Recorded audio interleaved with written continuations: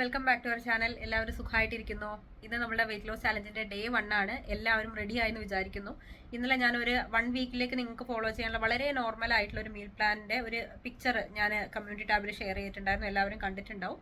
അപ്പോൾ അത് പ്രകാരം തന്നെ നിങ്ങൾ ചെയ്യണമെന്നില്ല. നിങ്ങൾക്ക് നിങ്ങളുടെ നോർമൽ റുട്ടീൻ തന്നെ ഫോളോ ചെയ്യാം. സാധാരണ വീട്ടിലുണ്ടാക്കുന്ന ഫുഡുകളൊക്കെ തന്നെ കഴിക്കാം. അത് പോർഷൻ കൺട്രോൾ ചെയ്ത് ഒരു ടൈം വെച്ചിട്ട് ഒരു ഇന്റർമീഡിയറ്റ് ഫാസ്റ്റിംഗ് രീതിയിൽ ചെയ്യാൻ പറ്റുകയാണെങ്കിൽ ഏറ്റവും ബെസ്റ്റ് ആ രീതിയിൽ ചെയ്യാം. ഞാൻ അങ്ങനെയാണ് ചെയ്യുന്നത്. ഇന്ന പെർട്ടിക്കുലർ ഫുഡ് അങ്ങനെയൊന്നും ഞാൻ പ്ലാൻ ചെയ്തിട്ടില്ല ഇതുവരെ. പ്രത്യേകിച്ച് എനിക്ക് ശ്രദ്ധിക്കേണ്ട ഈ ഒരു ഡിന്നർ ഫുഡാണ്. ഡിന്നറിലാണ് എൻ്റെ കൈവിട്ട് പോകുന്നത്. അപ്പോൾ ആ ഡിന്നർ ഫുഡ് കുറച്ച് കോൺസെൻട്രേറ്റ് ചെയ്യാനാണ് ഞാൻ വിചാരിക്കുന്നത് കേട്ടോ. രാവിലെ ഉച്ചയ്ക്കൊക്കെ വീട്ടിൽ എന്താണോ ഉണ്ടാക്കുന്നത് അത് പോർഷൻ കൺട്രോൾ ചെയ്ത് ബാലൻസ് ചെയ്ത് കഴിക്കാനാണ് എൻ്റെ ഒരു പ്ലാൻ. അപ്പോൾ ഇന്ന് ആക്ച്വലി ഇപ്പം എൻ്റെ സൗണ്ട് എന്താ പറയുക പോയിരിക്കുകയാണ്.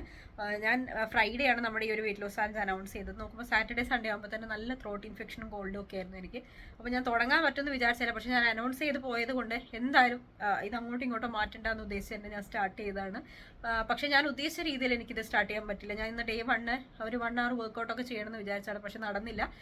പിന്നെ അധികം തലവേർത്ത് കഴിഞ്ഞാൽ വീണ്ടും എനിക്ക് ഇഷ്യൂ വരും. അപ്പോൾ അതുകൊണ്ട് തന്നെ ഞാൻ എന്നെ കൊണ്ട് പറ്റാവുന്ന രീതിയിൽ ഒരു 10 minutes ആ ഒരു ഹാബിറ്റ് ബ്രേക്ക് ചെയ്യണ്ടല്ലോ എന്ന് വിചാരിച്ചു ഒരു 10 minutes വർക്കൗട്ട് ചെയ്ത് കുറച്ച് സ്ട്രെച്ചിങ്ങും പിന്നെ വെയിറ്റ് വെച്ചിട്ടുള്ള കുറച്ച് വർക്കൗട്ടുകളൊക്കെ ചെയ്തു. 6:20 ആണ് ഞാൻ ഇന്ന് എണീച്ചത്. പിന്നെ ഒരു 7 മണിയാകുമ്പോഴേക്കും ഞാൻ ഒരു 1/2 ലിറ്റർ വെള്ളം ഫിനിഷ് ചെയ്തു. ആ ഒരു ഹൈഡ്രേഷൻ എനിക്ക് നല്ല രീതിയിൽ ശ്രദ്ധിക്കാറുണ്ട്.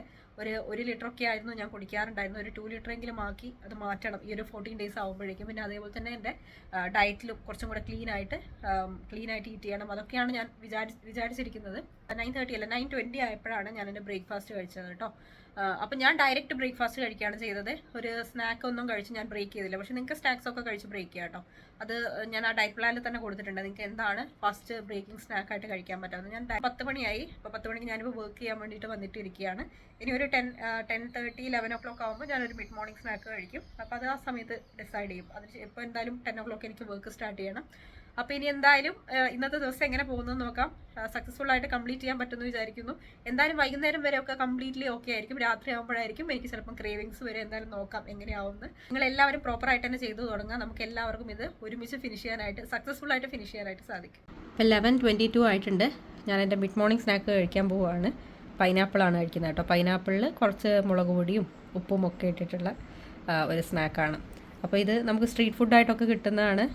വളരെ ഹെൽത്തിയാണ്. അപ്പോൾ ഈ സമയത്ത് ഇപ്പം എല്ലാവർക്കും ഫുഡ് കഴിക്കാൻ പറ്റണമെന്നില്ല. മിഡ് മോർണിംഗ് സ്നാക്ക് എടുക്കാൻ പറ്റണമെന്നില്ല. അപ്പോൾ നിങ്ങളിപ്പോൾ ഓഫീസിലൊക്കെയാണ് ഉള്ളതെങ്കിൽ നിങ്ങൾക്ക് കഴിക്കാൻ പറ്റാവുന്നത് ഇപ്പം ഈ നട്ട്സ് സീഡ്സ് അങ്ങനത്തെ ഒക്കെ ആണെങ്കിൽ അതെങ്കിലും കഴിക്കുക.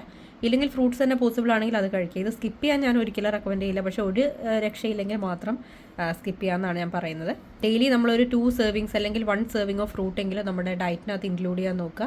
ഈ ഫ്രൂട്ട്സ് എന്ന് പറഞ്ഞു കഴിഞ്ഞാൽ തന്നെ ഒത്തിരി ഫൈബർ റിച്ച് ആണ്. നമ്മൾ ഒരുപാട് നേരം ഫില്ലിംഗ് ആക്കി കീപ്പ് ചെയ്യാനും ഒത്തിരി ഫുഡ് നമ്മൾ കഴിച്ചു പോകാതെ ഇരിക്കാനും ഒക്കെ നമ്മളെ ഹെൽപ്പ് ചെയ്യുന്നൊരു സംഭവമാണ്. അപ്പോൾ നമ്മൾ മിഡ് മോർണിംഗ് സ്നാക്കൊക്കെ സ്കിപ്പ് ചെയ്തിട്ട് ഡയറക്റ്റ് ലഞ്ച് എടുക്കുന്ന സമയത്ത് ചിലപ്പോൾ നമ്മൾ കഴിക്കുന്ന ഒരു പോർഷൻ കൺട്രോൾഡ് ഫുഡ് നമുക്ക് ചിലപ്പോൾ മതിയാവാതെ വരും. അപ്പോൾ അങ്ങനെയൊക്കെ ഉള്ളവർക്ക്, അതായത് ഒരുപാട് ക്രേവിങ്സും ഒത്തിരി വിശപ്പൊക്കെ ഉള്ളവർക്ക് ഇടനേരത്തെ ഇതുപോലെ ഫ്രൂട്ട്സോ അല്ലെങ്കിൽ നട്ട്സോ ഒക്കെ കഴിക്കുന്നത് നല്ലതാണ്. അവരുടെ ആ ഒരു വിശപ്പൊന്ന് കുറയ്ക്കാനായിട്ട്. എൻ്റെ ഇന്നത്തെ മിഡ് മോർണിംഗ് സ്നാക്ക് പൈനാപ്പിളാണ്. ഇപ്പോൾ 11:32 ആയിട്ടുണ്ട്. വാട്ടർ ഏകദേശം 1/2 ലിറ്ററും കൂടെ ഫിനിഷ് ചെയ്തിട്ടുണ്ട്. അപ്പോൾ രാവിലെ 1/2 ലിറ്റർ, ഇപ്പം 11:30 ആകുമ്പോഴേക്കും 1/2 ലിറ്റർ. അപ്പോൾ ഏകദേശം 1 ലിറ്റർ വാട്ടർ ഫിനിഷ് ചെയ്തിട്ടുണ്ട് കേട്ടോ. നമ്മൾ ഡയറ്റ് സ്റ്റാർട്ട് ചെയ്യുന്ന സമയത്ത് പ്രോപ്പർലി ഹൈഡ്രേറ്റഡ് ആയിട്ടിരിക്കാൻ മാക്സിമം ശ്രദ്ധിക്കുക. പലർക്കും ഈ ഒരു ഫസ്റ്റ് ഫ്യൂ ഡേയ്സിൽ ക്ഷീണം വരാനുള്ള റീസൺ തന്നെ പ്രോപ്പറായിട്ട് വാട്ടർ ഇൻടേക്ക് ഇല്ലാത്തതാണ്. അതുപോലെ തന്നെ ഫ്രൂട്ട്സ് ഒക്കെ കഴിക്കുമ്പോൾ കൂടുതൽ വാട്ടറി ആയിട്ടുള്ള ഫ്രൂട്ട്സ്, പിന്നെ അതായത് ഈ തണ്ണിമത്തൻ, പിന്നെ പൈനാപ്പിൾ, അതൊക്കെ പോലെയുള്ള ഫ്രൂട്ട്സ് കഴിക്കുകയാണെങ്കിൽ കുറച്ചും കൂടെ നമുക്ക് വാട്ടർ അതിനകത്ത് നിന്ന് തന്നെ കിട്ടും.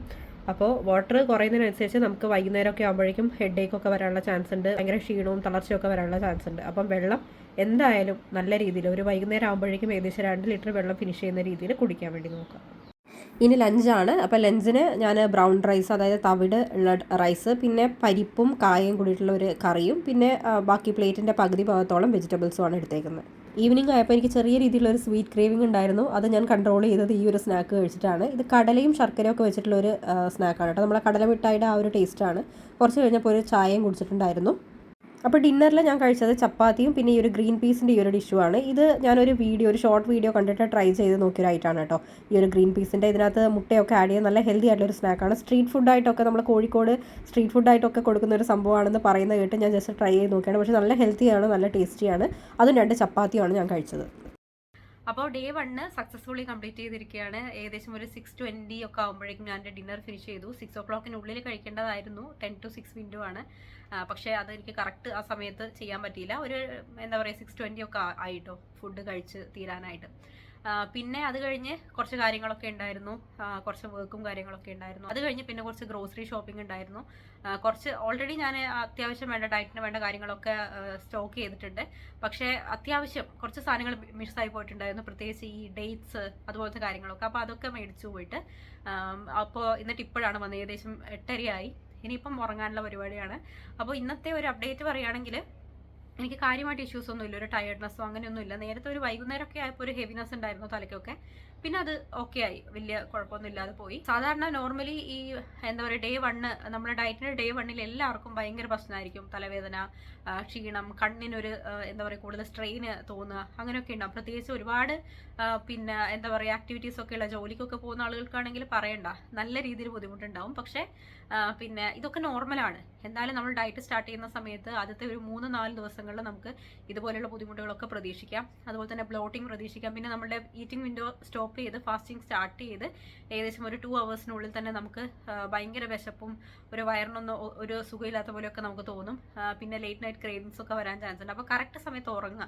ഒരു 10-11 o'clock ഒക്കെ ആകുമ്പോഴേക്കും ഉറങ്ങാൻ നോക്കിക്കഴിഞ്ഞാൽ നമുക്ക് ഈ ഒരു ലേറ്റ് നൈറ്റ് ക്രേവിങ്സ് ഒക്കെ നമുക്കൊരു പരിധി വരെ നമുക്ക് കൺട്രോൾ ചെയ്യാൻ പറ്റും. പക്ഷേ നൈറ്റ് ഷിഫ്റ്റ് ഒക്കെ ഉള്ളവരാണെങ്കിൽ ഈ ഒരു IF റുട്ടീൻ ഫോളോ ചെയ്യാതെ ഒരു നോർമൽ റുട്ടീന് നിങ്ങൾ ഫോളോ ചെയ്യുക. വിശക്കുന്ന സമയത്തൊക്കെ ഫ്രൂട്ട്സ്, വാട്ടർ, അങ്ങനത്തെ വാട്ടറി ആയിട്ടുള്ള ഫ്രൂട്ട്സ് അങ്ങനത്തെ കഴിക്കാൻ വേണ്ടി നോക്കുക. ഒരു കുഴപ്പമില്ലാതെ ഒരിക്കലും നമുക്ക് ഡയറ്റ് സ്റ്റാർട്ട് ചെയ്യാൻ പറ്റില്ല. പക്ഷേ എനിക്ക് ഒരുവിധം ശീലമായതുകൊണ്ടാണ് പിന്നെ അധികം പ്രശ്നങ്ങളൊന്നും ഇല്ലാത്തത്. എന്നാലും ഒരു ഹെവിനെസ് എനിക്ക് ഉണ്ടായിരുന്നു ഈവനിങ് ടൈമിൽ. പക്ഷെ അത് പയ്യെ മാറുകയാണ് ചെയ്തത്.